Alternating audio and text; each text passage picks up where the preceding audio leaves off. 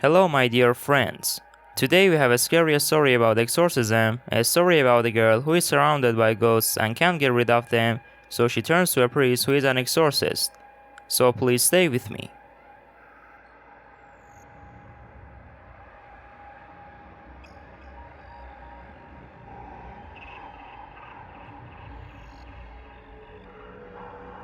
The old church reeked of damp stone and something far more sinister, a metallic tank that clung to the earth like a shroud. Father Matthias, a young priest with eyes too old for his face, tightened his grip on the worn leather satchel containing his holy water, crucifix, and a tattered copy of the demonology.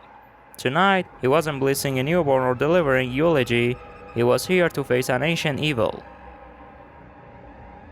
A frantic call had brought him to this desolate corner of Maine. Emily, a 10-year-old girl with pigtails the color of spun sunshine, was possessed.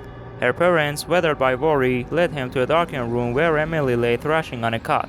Her once bright eyes were pools of black, and a guttural growl rattled from her tiny throat.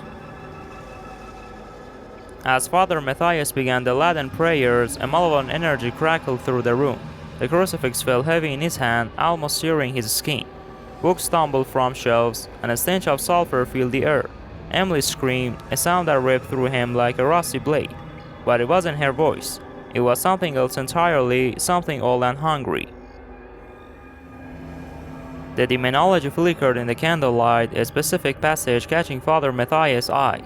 It spoke of an ancient entity, the Tenebris, a shadow dweller who feasted on fear. The ritual to banish it was complex, requiring an offering of pure faith.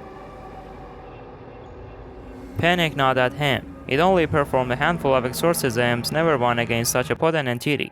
A cold sweat prickled his skin as the room plunged into an inky blackness.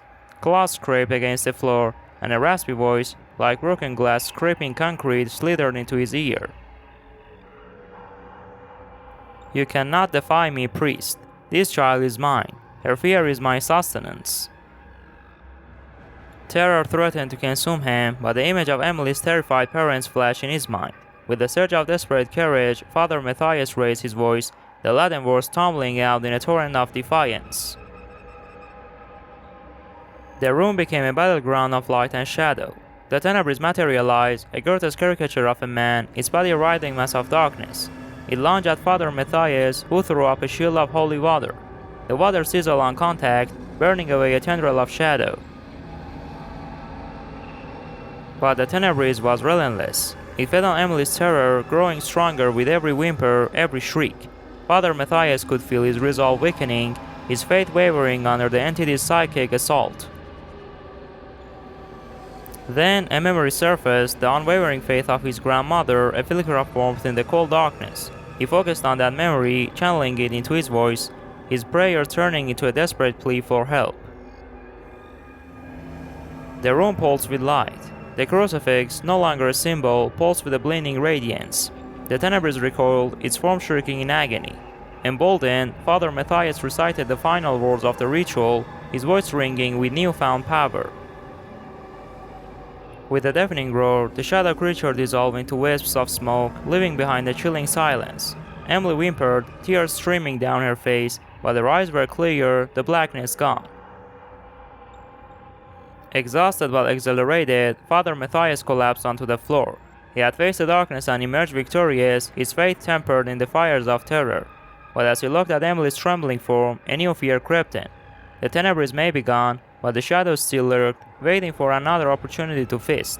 And somewhere out there, another child might be screaming, their cries that began for a hungry darkness.